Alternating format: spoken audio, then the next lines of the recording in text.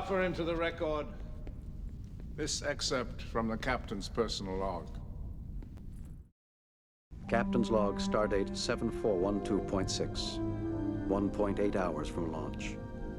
In order to intercept the intruder at the earliest possible time, we must now risk engaging warp drive while still within the solar system.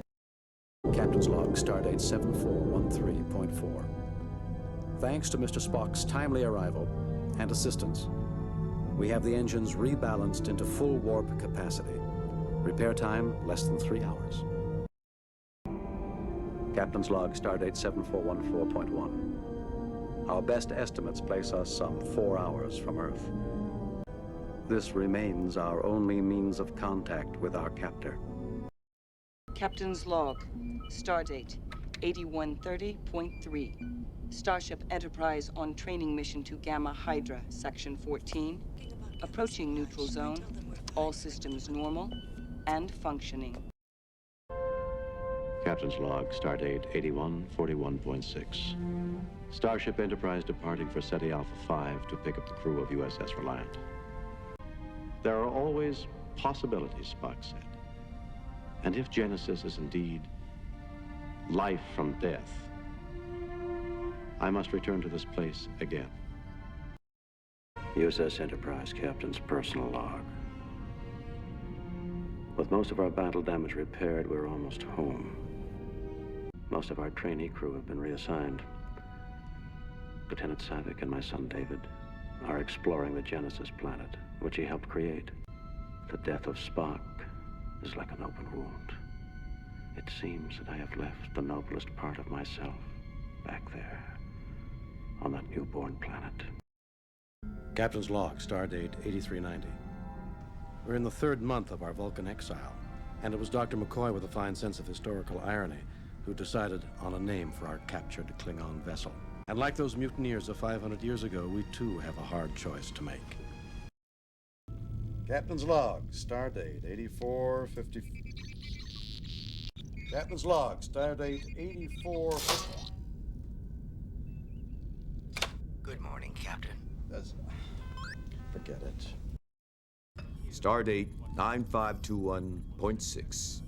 Captain's log, USS Excelsior. I've concluded my first assignment as master of this vessel, cataloging gaseous planetary anomalies in Beta Quadrant.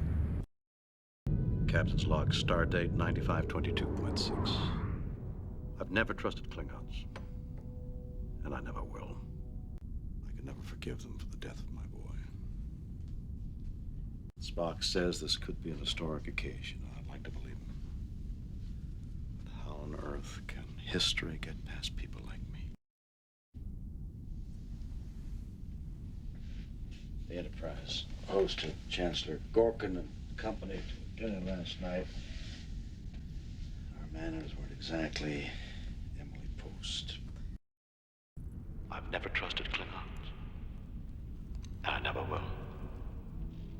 I've never been able to forgive them for the death of my boy. Are those your words? Those words were spoken by me.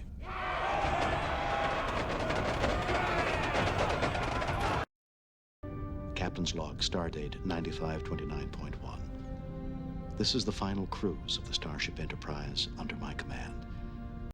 They will continue the voyage as we have begun and journey to all the undiscovered countries, boldly going where no man, where no one has gone before. Captain's log, stardate 48632.4. Dr. Crusher has informed me that Data's emotion chip has been fused into his neural net and cannot be removed. However, she believes he is fit for duty, so I've asked him to join me in stellar cartography. Captain's log, stardate 48650.1. 3 Starfleet vessels have arrived in orbit and have begun to beam up the Enterprise survivors. Our casualties were light, but unfortunately, the Enterprise herself cannot be salvaged. Captain's log, stardate 50893.5. The moment I have dreaded for nearly 6 years has finally arrived. The Borg, our most lethal enemy, have begun an invasion of the Federation, and this time there may be no stopping them. Captain's log, April the 5th, 2063. The voyage of the Phoenix was a success. Again, the alien ship detected the warp signature and is on its way to rendezvous with history. Aha, gotcha there. That information is not available.